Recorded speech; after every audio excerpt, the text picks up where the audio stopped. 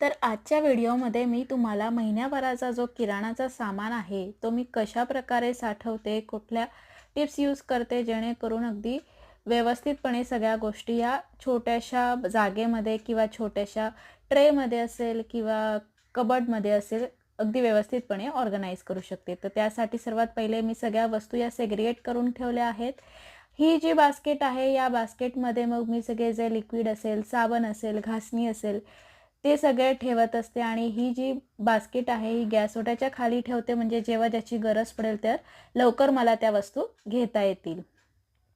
त्यानंतर ही जी छोटी तुम्हाला ब्राउन कलरची बास्केट दिसते आहे इथे सगळ्या ज्या तेलाच्या पिशव्या आहेत त्या ठेवल्या आहेत, कारण की तेल मी वेगळ्या एका बास्केटमध्ये ठेवते जेणेकरून अगदी सांडलं वगैरे किंवा थोडंसं लीक झालं तर इतर वस्तूंना ते तेल लागणार नाही। हा मी एक पार्लेजी बिस्किट असेल किंवा इतर कुठले जे बिस्किट असतात तो ठेवण्यासाठीचा एक डब्बा आहे।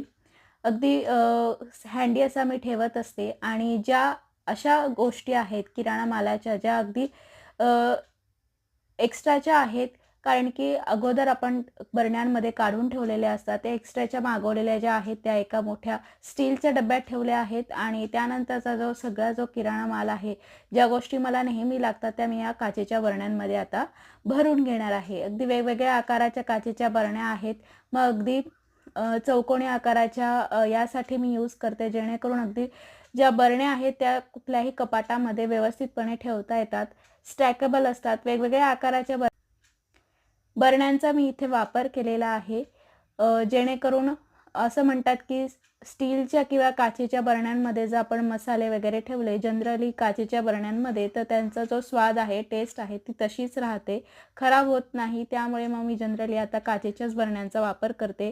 हवं असल्यास तुम्ही स्टीलचे डबे वापरू शकतात किंवा चांगल्या क्वालिटीच्या प्लास्टिकच्या डब्यांचा देखील तुम्ही वापर करू शकतात।